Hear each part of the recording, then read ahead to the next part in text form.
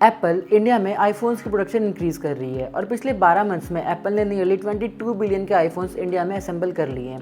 But इस बात से डोनाल्ड ट्रंप खुश नहीं है और वो ये नहीं चाहते कि एप्पल इंडिया में अपनी प्रोडक्शन इंक्रीज करे।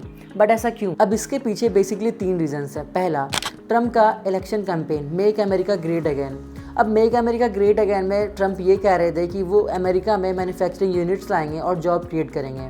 अब यूएस की सबसे बड़ी कंपनी एप्पल अगर वो ही दूसरी कंट्रीज़ में अपना मैन्युफैक्चरिंग यूनिट्स लाएगी तो ये एक काइंड ऑफ बिट्रेल होगा यूएस के प्रेसिडेंट के लिए।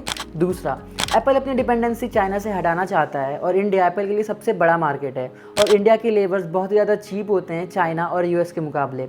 बैंक ऑफ अमेरिका के एक एनालिस्ट ने यह भी बोला है कि making an iPhone in India is 25% cheaper than making an iPhone in US. Suppose US में जो आईफोन $1000 का बन रहा है वो सेम आईफोन इंडिया में $750 का बनेगा।